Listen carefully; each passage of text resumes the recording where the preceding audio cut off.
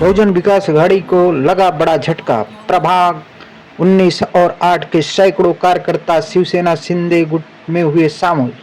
आपको बता दें, बसई विरार बहुजन विकास आघाड़ी को कल यानी 23/11/2025 को उस समय भारी नुकसान झेलना पड़ा जब वार्ड प्रभाग क्रमांक 19 और प्रभाग क्रमांक 8 के सैकड़ों कार्यकर्ताओं ने सामूहिक रूप से शिवसेना शिंदे गुट में प्रवेश किया।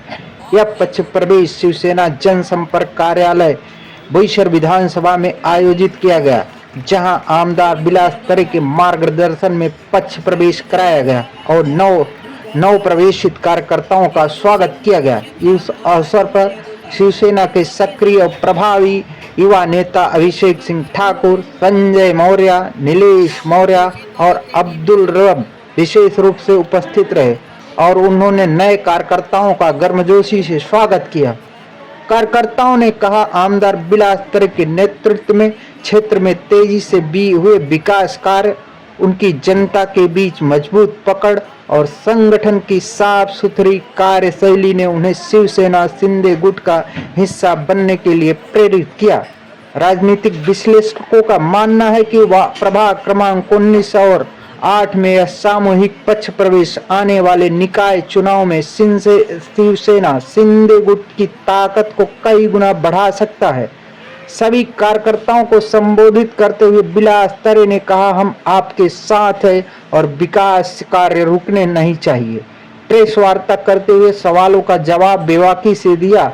जब पत्रकारों ने सवाल किया कि आने वाले निकाय चुनाव में बीजेपी के साथ लड़ेंगे या एक दूसरे के खिलाफ, तब जवाब देते हुए कहा, हम महायुति के साथ ही लड़ेंगे। ये बात नहीं बनी तो हमारे विकल्प खुले रहेंगे। आइए देखते हैं विलास तरे साहब अपने संबोधन में और प्रेस वार्ता के जरिए क्या जानकारी साझा कर रहे हैं और कार्यकर्ताओं को क्या संबोधन कर रहे हैं। यहाँ का और अलग अलग पार्टी से भी कार्यकर्ता यहाँ पे जुड़े हुए हैं। ये सब आदरणीय महाराष्ट्र राज्य के लोक नेता, शिवसेना के मुख्य नेता और सरकार में अभी फिलहाल उप मुख्यमंत्री आदरणीय एकनाथ जी शिंदे साहब, उनके ऊपर विश्वास रख के, शिवसेना के ऊपर विश्वास रख के हर एक पार्टी के कार्यकर्ता शिवसेना में शामिल हुए। सर, जो ये परिस्थितियां है, इसमें राजनीतिक ताकत बढ़ी है शिवसेना शिंदे गठ की, इस सबका आगामी मनपा चुनाव में क्या प्रभाव पड़ेगा? आगामी मनपा चुनाव में शिवसेना के ऊपर देखो, 1 साल मुझे आज हो गया, लेकिन ये 1 साल के भीतर कार्यकर्ताओं का जो पक्ष प्रवेश हो रहा है, अलग अलग पार्टी के तो हो ही रहे, लेकिन अलग अलग धर्म के, आपने देखा होगा हिंदू धर्म के तो ज्यादा से ज्यादा आ रहे हैं, उत्तर भारतीय भी आ रहे हैं, लेकिन मुस्लिम भी इस पार्टी में ज्यादा से ज्यादा जुड़ रहे हैं। ये शिवसेना के ऊपर सबसे ज्यादा विश्वास है इसके लिए। और 1 साल में जो शिंदे साहब ने और शिंदे साहब के आशीर्वाद से मैंने जो काम किया विधायकों के नाते, उस विश्वास के ऊपर ये सब लोग ने इस पार्टी में प्रवेश करने का काम चालू किया है। सर, आगामी मनपा चुनाव से सेना शिंदे गठ अकेला लड़ेगी या भारतीय जनता पार्टी साथ मिलकर लड़ेगी? हम तो चाहते हैं कि महायुति हो, लेकिन अगर